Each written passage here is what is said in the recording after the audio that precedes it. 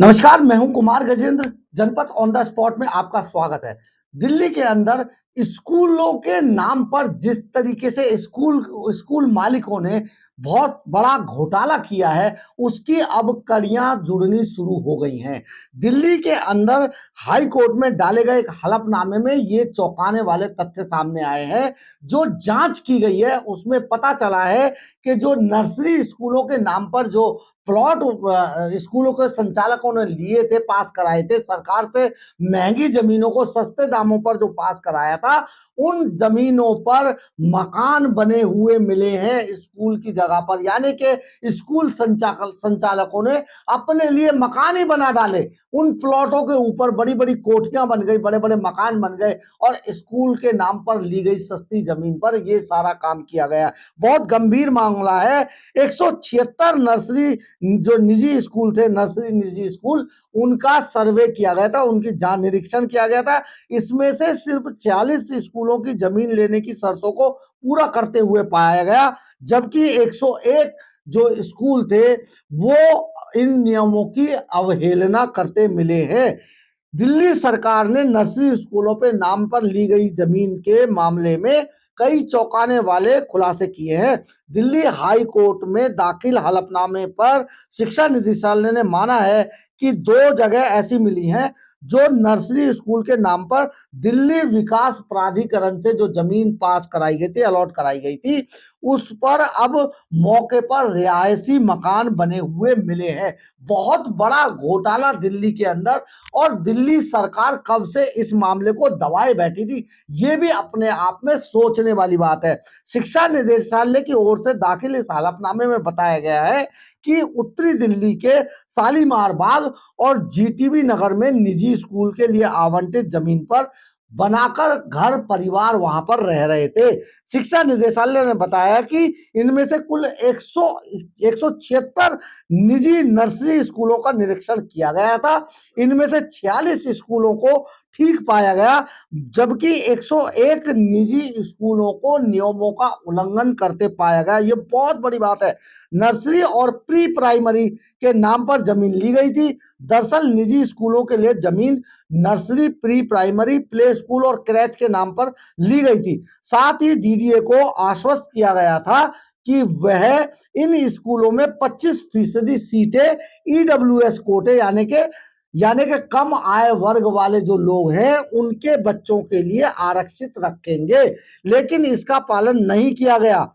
ये सारा मामला आप समझिए बहुत गंभीर है, और इस पर पिछले दिनों जांच कराई गई थी, जिसमें से 101 स्कूलों को बहुत ही ज्यादा नियमों का उल्लंघन करते हुए पाया गया।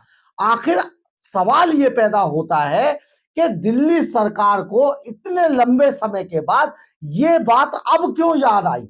शायद जिस तरीके से जो बताया जा रहा, जो हमारे सूत्र बताते हैं कि ये सारा खेल सरकार प्रशासन से मिलकर खेला जा रहा था, क्योंकि प्रशासन ने कभी जिन लोगों से उनको माल आ गया उन लोगों की तरफ मुड़कर देखा ही नहीं, स्कूल संचालकों की तरफ मुड़कर ही नहीं देखा। और वहां पर जहां की बहुत ही कीमती जमीन को बहुत ही सस्ते दामों पर इस नाम पर लिया गया था, खरीदा गया था कि वहां पर वो निजी नर्सरी, प्री नर्सरी स्कूल बनाएंगे, और उन स्कूलों के अंदर जो गरीब परिवार, निम्न आय वर्ग के जो बच्चे हैं, उनके बच्चों को ईडब्ल्यूएस कोटे के तहत, नियमों की शर्तों के तहत वहां पर उन बच्चों को एडमिशन दिया जाएगा। तो ये सारे जब उल्लंघन हुए, इनमें कोई भी स्कूल खरा नहीं उतरा। वहां उनमें से बहुत सारे ऐसे स्कूल थे जिन्होंने सिर्फ नाम के लिए पेपरों में बच्चे दिखा दिए, लेकिन मोटी मोटी जो रकम लेकर वहां पर बच्चों को एडमिशन दे दिया जाता था, लेकिन सरकार इस पर किसी तरीके की कोई जांच नहीं करती थी। इसमें बहुत बड़ी बड़ी शिक्षा निदेशालय से लेके मिनिस्टर तक की जो मछलियां हैं वो फंसने को तैयार हैं, और उसमें बहुत बड़ा एक घोटाला सामने आने वाला है।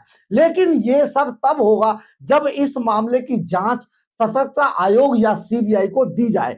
बहुत जल्दी ऐसा भी हो सकता है कि जिस तरीके से सारा मामला सामने आया है, तो एलजीवी के सक्सेना इसकी जांच भी सीबीआई को दे दे, ऐसी उम्मीद जताई जा रही है। जो जो जिस तरीके का प्रशासनिक जो गलियारों में जिस तरीके की जो चर्चा है, वो चर्चा ये है कि कोई भी ऐसा काम बिना प्रशासनिक अधिकारियों के, बिना पॉलिटिकल हस्तक्षेप के ये सारी चीजें नहीं की जा सकती है। यानी कि कहीं ना कहीं किसी ना किसी रूप में राजनेताओं से लेके, नेताओं से लेके और जो अधिकारी थे वो सब इस मामले में लिप्त थे, तभी ऐसा पाया गया है।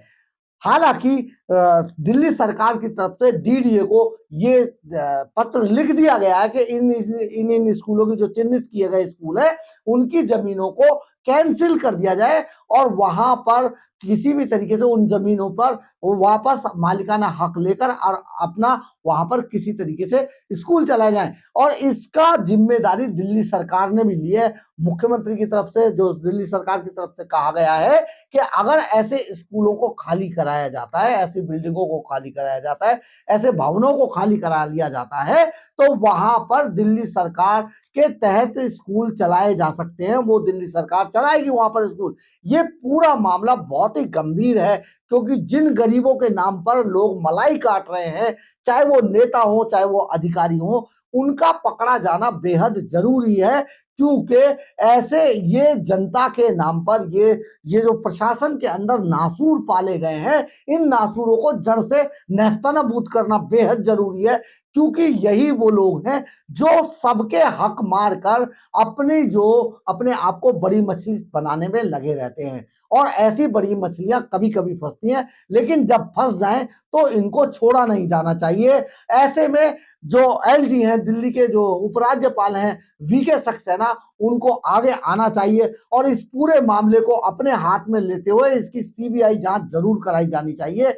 क्योंकि ये मामला बेहद गंभीर है और गरीबों के बच्चों की शिक्षा से जुड़ा हुआ है और अमीर गरीब का किस तरीके से शोषण करता है, ये इस बात से भी जुड़ा हुआ मामला है। बहुत गंभीर एक विषय है ये, जिसको अभी पकड़ा गया है, जिसका खुलासा हुआ है और इस पर बहुत बड़े एक्शन की जरूरत है, दरकार है। अगर आपको हमारी खबर अच्छी लगी हो तो आप इसे लाइक, सब्सक्राइब और शेयर जरूर कीजिएगा। कमेंट्स बॉक्स में अपनी राय जरूर लिखिएगा, इससे हमें ऊर्जा मिलती है। जय हिंद, जय भारत।